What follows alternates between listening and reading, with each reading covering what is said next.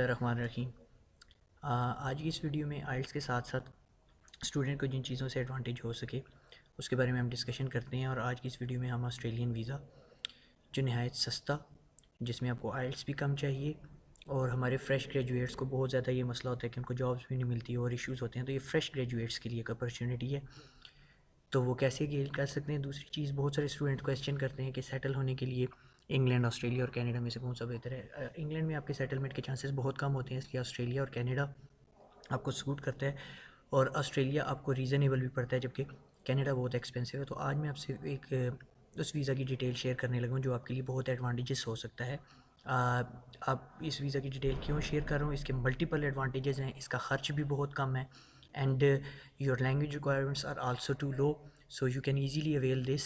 And who can avail this from Asia? Our Asian people would like to stay in Australia, and वहाँ पे settlement के भी chances हैं। तो पहला मरहला यही होता है कि कम से कम पैसों में कैसे ऑस्ट्रेलिया पहुँच जाया जाए। तो इस वीडियो में हम आपको इसकी जो भी रिक्वायरमेंट्स हैं सारी शेयर करेंगे कि कितना आप इस वीज़ा पे स्टे कर सकते हैं, इसकी कॉस्ट कितनी आती है, इसमें टाइम कितना लगता है, आप एलिजिबल हैं या नहीं हैं, और आखिर में हम लैंग्वेज की रिक्वायरमेंट्स जो हैं आइल्स वगैरह की क्या हैं वो भी शेयर करेंगे। तो आगे तक अगर आप वीडियो को देखेंगे तो आपको पता चल जाएगा कि इस वीडियो की क्या इंपॉर्टेंस है।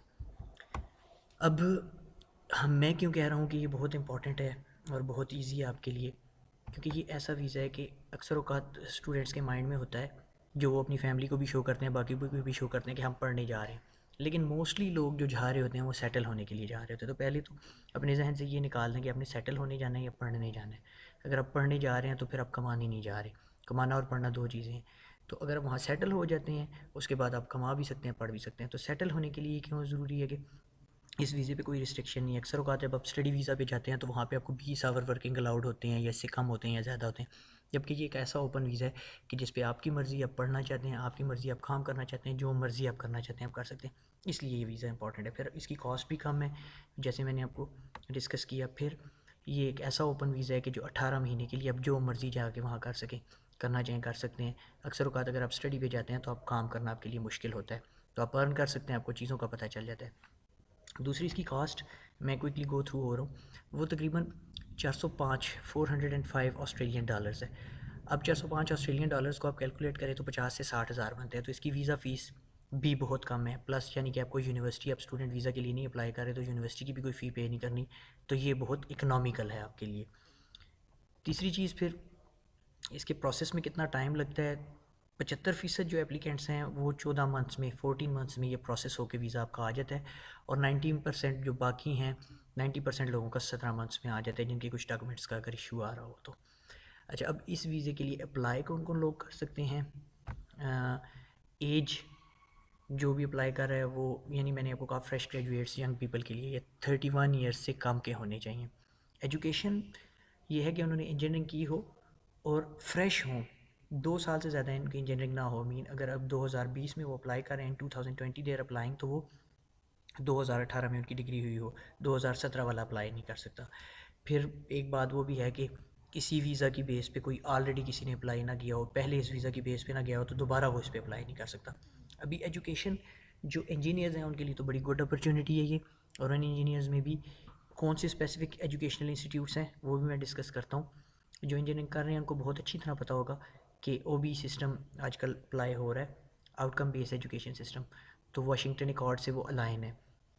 तो आसान बात यह है, मुख्तलिफ यूनिवर्सिटी कॉलेजेस को देखने की जगह आप ये देखें कि जहाँ से भी आपको आपके रिज़ल्ट के साथ आपको OBE एजुकेशन सिस्टम फॉलो हो रहा है, outcome based education system follow हो रहा है जिन इंजीनियरिंग कॉलेजेस में, इंजीनियरिंग इंस्टीट्यूट में, तो वो अलाइन है वाशिंगटन अकॉर्ड के मुताबिक, और वो एलिजिबल हैं इस वीज़ा के लिए। पाकिस्तान में हो, इंडिया में हो, अगर वो जिस यूनिवर्सिटी से कर रहे हैं वहाँ पे वो अलाइन है OBE सिस्टम के साथ, तो वो इसके लिए अप्लाई कर सकते हैं, और फ्रेश ग्रेजुएट्स हों, 2 साल से ज़्यादा ना हुए हों उनकी डिग्री को।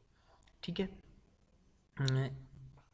इसके बाद एक बहुत बड़ा जो प्रॉब्लम है स्टूडेंट्स के लिए वो ये है कि इसके लिए कॉस्ट मैंने आपको बता दी अराउंड 50,000 है। इसके लिए इंग्लिश लैंग्वेज रिक्वायरमेंट क्या है, वो भी बहुत फ्लेक्सिबल है।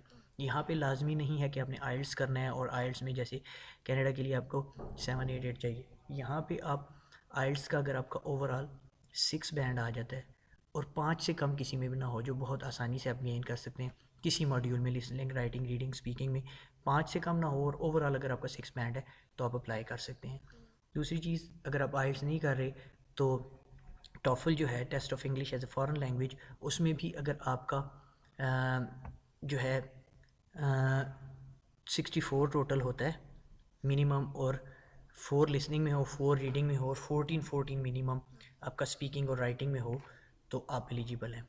तीसरी चीज़, बहुत सारे लोग आइल्स में अच्छा ग्रेड नहीं कर पा रहे होते तो उनके लिए पीटी का ऑप्शन है, पीयर्सन टेस्ट ऑफ इंग्लिश।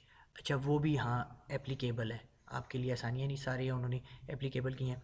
और पीटी में बड़ी आसानी से आप ओवरऑल जो है score of at least 50 with minimum of 36 of each of the 4 parts, चारों पार्ट्स में रीडिंग, लिसनिंग, राइटिंग और स्पीकिंग में आपके 36 हों और ओवरऑल आपका 50 हो, जो कि बड़ी आसानी से आप अराउंड आइल्स में अगर आप इसको कंसिडर करें तो 5.55 बैंड के इक्वल अब जा रहे हों तो आप अचीव कर सकते हैं, और इसकी फ़ी वगैरह भी कम है तो इस पे ये भी एलिजिबल है।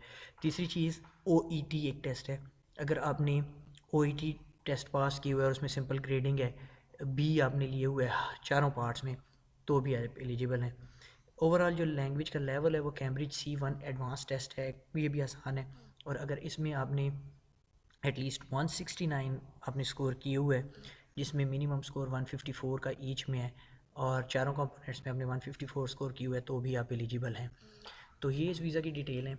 इसको कहते हैं सब क्लास 724, ये इस वीज़ा का नाम है, और इसके लिए आप अप्लाई कर सकते हैं, आप एलिजिबल हैं, और आप जाएँ तो चाहें वहाँ काम करें, चाहे वहाँ जॉब करें। फर्स्टली आप जाएँ वहाँ जॉब अवेल करें, वहाँ काम करें, वहाँ का माहौल देखें, और फिर आप उसके लिए अप्लाई कर सकते हैं। सो सब क्लास 476 वीज़ा है, अराउंड 50,000 आपकी वीज़ा फ़ीस लगेगी। ओवरऑल भी आपके अगर पैसे लगे तो कुछ चंद लाख में ये आपका वीज़ा हो सकता है, और आप इस पर ऑस्ट्रेलिया जाके स्टे भी कर सकते हैं, और इसमें फ़र्दर आपके पास एक्सटेंशन के भी ऑप्शन हैं। 18 मंथ आप स्टे करें और फिर फर्दर आप एक्सटेंड भी करवा सकते हैं, और आप बड़ी इजीली वहाँ सेटल डाउन हो सकते हैं। अगर कोई क्वेश्चंस हों आपके तो आप कमेंट्स में पूछ सकते हैं।